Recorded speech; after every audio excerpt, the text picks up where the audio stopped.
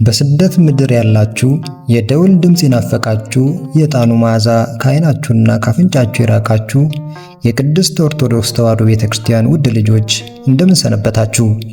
ዛሬ ዓለም ከከበባችሁ እካታ፣ ከስራችሁ ድካም፣ ከኑሯችሁ ጭንቀትና ብቸኝነት ላፍታ ወጣ እንድትሉ እንጋብዛችኋለን። ይህ ቪዲዮ ስትሰሙት ዝም ብሎ የእውቀት መግቢያ እንዲሆንላችሁ አንፈልግም። ይልቁኑ አሁን ካላችሁበት ክፍል ውስጥ ሆናችሁ ዓይናችሁን ጨፈን አድርጋችሁ ነፍሳችሁን ወደ ቀደሙት አባቶች መንፈሳዊ ማረፊያ የምትወስዱበት የእንባ ማስታገሻ እንዲሆንላችሁ እንመኛለን።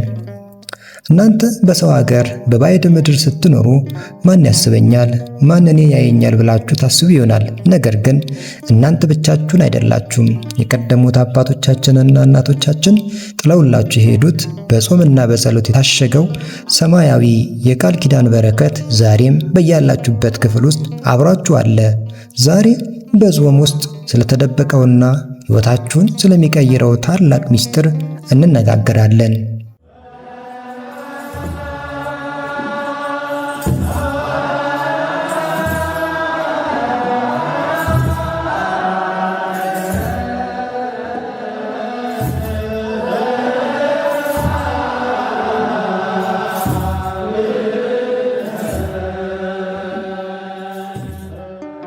ለመሆኑ ጾም ማለት ለእናንተ ምንድን ነው?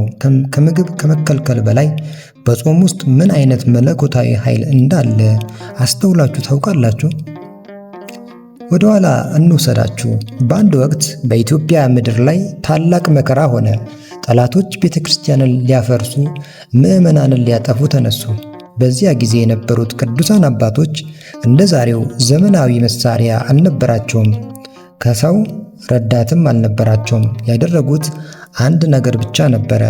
ወደ በረሃ ሸሹ፣ ማቅ ለበሱ፣ በጾም ወደ እግዚአብሔር ጮኹ። እስቲ ሕሊናችሁን አምጡት። በዚያ በረሃ ውስጥ ሌሊቱ ቀዝቃዛ ነው፣ አራዊት ይጮኻሉ። አባቶች ግን ሆዳቸው ከምግብ ርቋል፣ ጉልበታቸው በስግደት ደክሟል። ነገር ግን በውስጣቸው አንድ ትልቅ እሳት ይነድ ነበር። እርሱም የእምነት እሳት ነው።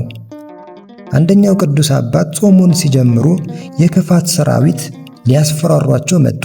በዙሪያቸው የእሳት ማዕበል አደረጉባቸው።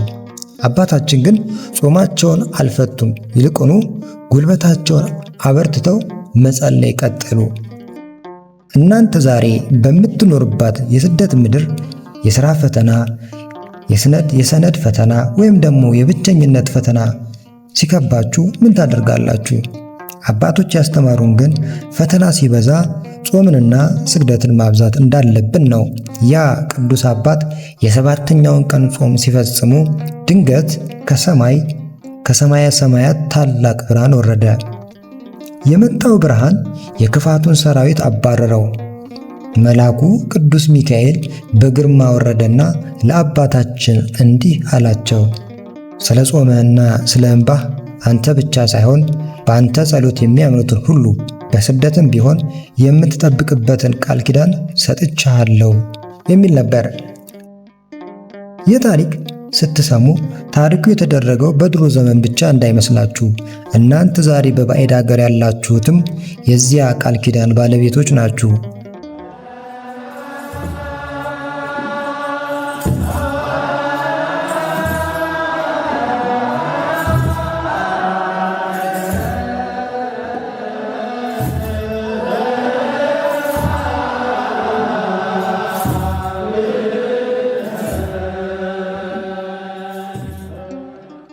ጾም ማለት እግዚአብሔርን የምናስገድድበት ሳይሆን እኛ ለራሳችን ሰማያዊ በር የምንከፍትበት ቁልፍ ነው።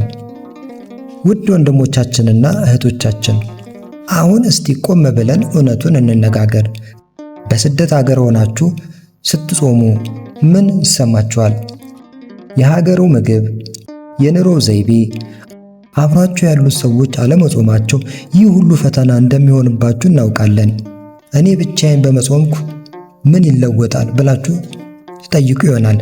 ነገር ግን እናንተ የምትጾሙት ለስጋችሁ ሳይሆን ለነፍሳችሁ እንደሆነ አትርሱ። ጾም የነፍስ እንባ ማስታገሻ ነው የምንለው ለዚህ ነው።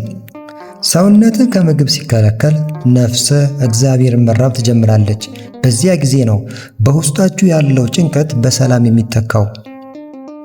ብዙዎቻችሁ በስደት ምድር ላይ ሆናችሁ ሌሊት እንቅልፍ እምቢ ይላችኋል። በሀገራችሁ ያሉት ቤተሰቦቻችሁ ትዝ ይሏችኋል። ወደፊት ምን ሆናለሁ የሚለው ስጋትም ያስጨንቃችኋል። እናንተ የምትወዳቸው እግዚአብሔር ልጆች ሆይ በዚያን ሰዓት አልጋችሁ ላይ ተኝታችሁ ከምትጨነቁ ተነሱና ጉልበታችሁን ሸብረክ በርከክ አድርጋችሁ ስገዱ። ያችን ሌሊት በጾምና በጸሎት ቀድሷት። የቀደሙት እናቶቻችን እንደ ቅድስት ክርስቶስ ሰምራ ያሉ በጸሎቶቻቸው ዓለምን ያቀኑት እናቶች በጾም ውስጥ ያገኙት ትልቁ ሚስጥር ራስን ዝቅ ማድረግ ነው።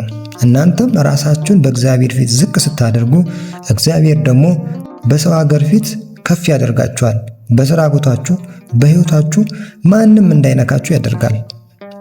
ጾም ማለት የሥጋ ፈቃድን መግታት ብቻ አይደለም። ምላስን ከክፉ ነገር፣ ዓይንን ካልተገባ ማየት፣ ልብን ደግሞ ከቂምና ከጥላቻ መጠበቅ ጭምር ነው። በተለይ በስደት ያላችሁ ወገኖቻችን እርስ በርሳችሁ በፍቅርና በአንድነት እንድትቆሙ አንዱ ሌላውን እንዲደግፍ ይህ የቅዱሳን አባቶቻችን የጾም ሚስጥር ያስተምረናል። እንግዲህ የዛሬው የትንሽ ደቂቃ መንፈሳዊ ቆይታችን ሊጠናቀቅ ነው። ነገር ግን ይሄ ቪዲዮ ሲያልቅ የመንፈስ ሰላማችሁ እንዲቀጥል እንፈልጋለን። እናንተ በስደት ምድር ያላችሁ ውድ ቤተክርስቲያን ልጆች ብቸኝነት ሲሰማችሁ የአባቶቻችንን ገድል አስታውሱ። እንባችሁ ሲፈስ ጾምና ጸሎት የእንባችሁ ማስታገሻ መሆኑንም እወቁ። ነገ ሲጨልምባችሁ ከጾም በኋላ ታላቅ ብርሃን እንደሚመጣ እመኑ። እግዚአብሔር አምላክ በያላችሁበት የስደት ምድር ሁሉ ይጠብቃችሁ። የቅዱሳን አባቶቻችንና የእናቶቻችን ረድኤት በረከትና ቃል ኪዳን ከእናንተ ጋር ይሁን። በሚቀጥለው ክፍል በሌላ ድንቅና ሕይወትን የሚቀይር ምስጢራዊ ታሪክ ይዘንላችሁ እስከምንመጣ ድረስ በመንፈሳዊ ሕይወትና በእምነት ጸንታችሁ ቆዩልን። ወስብሐት ለእግዚአብሔር ወለወላዲቱ ድንግል ወለመስቀሉ ክቡር አሜን።